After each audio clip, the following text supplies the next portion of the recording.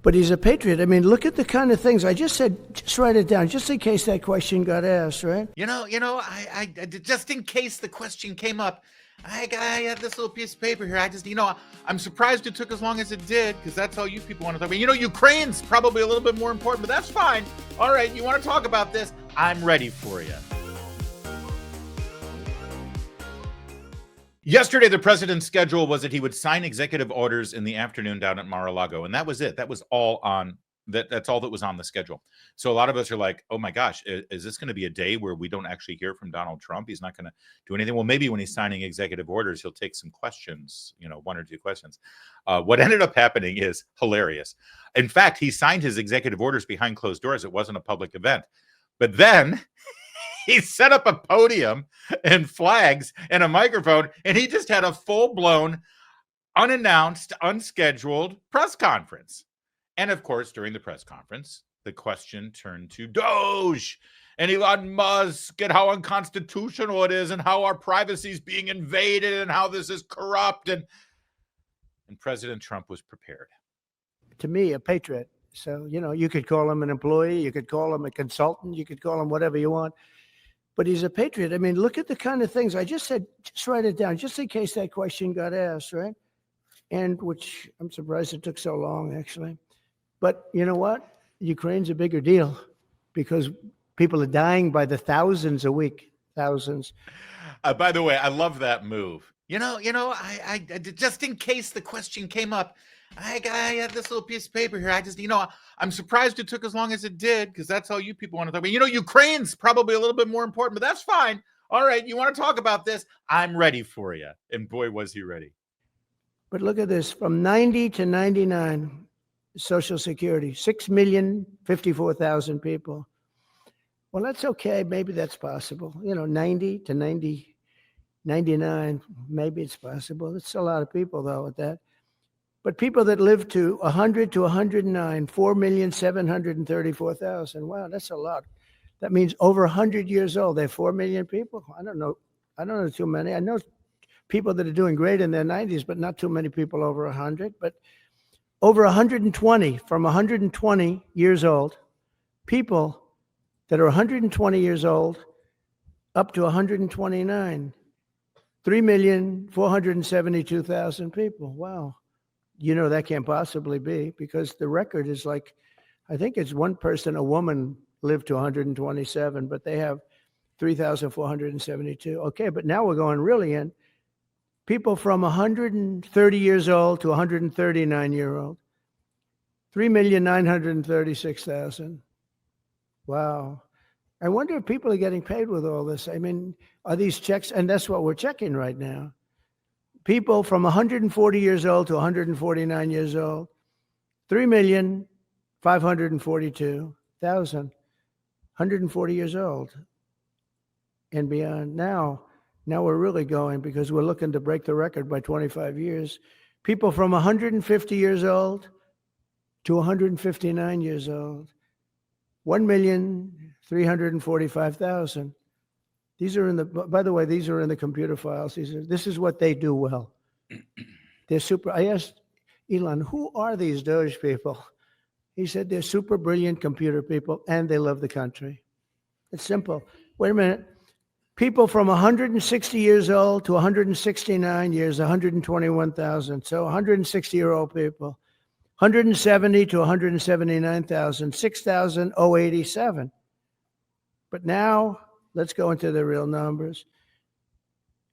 From 200 to 209 years old, 879 people. From 210 years old, I haven't met any of them. And if I did, I would bless them. I would worship the ground they walk on. 210 to 219 years, 866. From 220 years old to 229 years old, 1,039. And then you have two people from 240 years old to 249 years old, one person. And there's one person that's 360 years old. That's just that. And then where's the money being spent?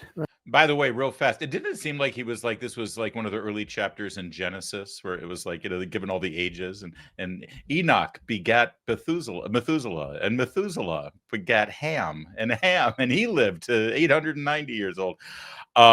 Shockingly, though, and I know that this will be a surprise, all of those people in the Social Security database who are still apparently alive over the age of 110, they all voted Democrat. Incredible, isn't it? And I mean, like, old school Democrat. I'm talking like Thomas Jefferson was their first vote for a Democrat. Just a little irony there that I don't think it's been reported elsewhere. Okay, he's got more. Right? Let's go into that for just a second. $520 million for a consultant on the environment. It's called Environmental, Social, and Governance Investments in Africa, and mobilize private sector resources. $520 million. Somebody got $520 million for an environmental, sounds like an environmental study. I've always been one that paid a lot of money for my environmental studies, but I paid like $50,000, not $520 million. $520 million. By the way, this is what makes Trump so dangerous here. He just alluded to the fact that he's paid for a lot of environmental studies. See, here's the deal. He's a real estate developer. So when he builds a building in Manhattan, or when he does a golf resort in Palos Verdes, California, or in Miami, or wherever he does it, the local governments and the state governments are, well, you have to do an environmental study. An environmental study. What are you talking about? It's a golf course. Well, you're going to disrupt the environment. What, by planting grass and making a lake? What, the environment's going to be disrupted because we put a hole in the green? It's going to kill a worm? What are you talking about? He said developers hate this crap. And this has been something that's been laden onto the development process for years. And he hates it, and he knows it's a fraud. And they recognize this. Every developer knows that it's a fraud. It's a way for the government to hold you hostage. And so this is why he's so dangerous, because he's had to live through this his entire life. And he's finally able to come back and say, revenge, sweet revenge, not for himself, but for all of us. Because now he can look at a piece of paper and say, are you freaking kidding me? Somebody got $500 million for an environmental study. And what kind of development do you think got held up? What kind of fantastic, beneficial, economic boon got held up because of this $520 million environmental policy? And that's your money. It's one thing for Trump with his investors at a golf club in Miami to have to pay 50 grand or 100 grand for environmental study. But these environmental studies you paid for. Do you feel better off because of it? This is why they're scared of Trump and what he's doing right now. For ESG, $25 million to promote biodiversity, conservation, and promote licit livelihoods by developing socially responsible behavior in the country of Colombia. Well, it's nice. $25 million to go into Colombia for something that nobody ever heard of. $40 million to improve the social and economic inclusion of sedentary migrants. $40 million. $42 million. By the way, a sedentary migrant, I believe, is a polite way of saying someone who enters your country and then just sits around on their ass. But a sedentary migrant. So we're spending millions of dollars to improve the lives of sedentary migrants in other countries. And he's just halfway through the list here. But again, the big concern from the Democrats and from the media is that these computer whiz kids who are finding all this stuff are going to access your personal private information. That's what they're worried about. Not what and by the way, every single thing you hear that's being done here for foreign countries, imagine if that money were spent here on improving the lives of individuals in this country. Every single thing you should listen to. Or even better, hear me out. None of the money spent in foreign countries or in this country, and you get to keep your money. Imagine that. For Johns Hopkins, great place to research and drive social and behavior change in Uganda. $42 million. What about us? What about social change in our country? $70 million for a center at Purdue to research university-sourced, evidence-based solutions to developmental challenges. I mean, these are massive numbers on things that nobody ever heard about. $10 million for Mozambique voluntary medical male circumcisions. $10 million for circumcisions in another country. $9.7 million for UC Berkeley to develop a cohort of Cambodian youth with enterprise-driven skills. In other words, let's teach them something about enterprise. What about our people? Can't we teach them about enterprise? $2.3 million for strengthening independent voices in Cambodia. $32 million to the Prague Civil Society Center, which is a very liberal group of people. Wonder how much of that money came back to the people that approved it.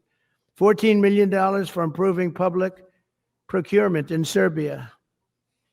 $486 million to the Consortium for Elections and Political Process Strengthening, including $22 million for inclusive and participatory political process in Moldova, and $21 million for voter turnout in India.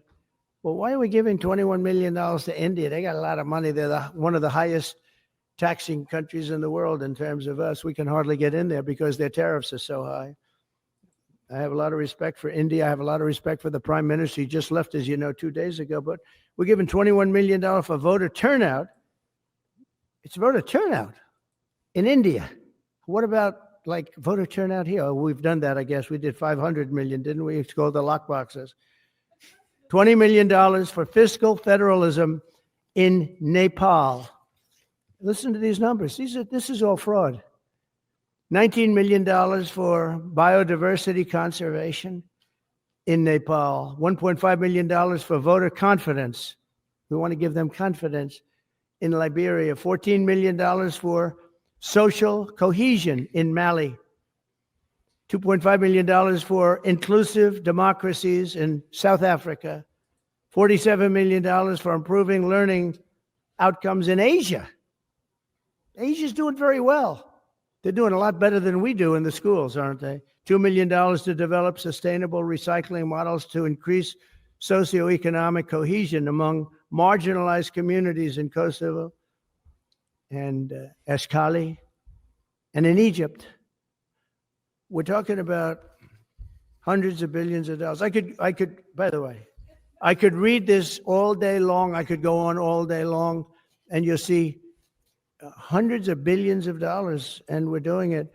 But when I saw the Social Security numbers, I said, wow, that's really something. So we have, let's just go above 100 years old. We have millions and millions of people over 100 years old. Everybody knows that's not so.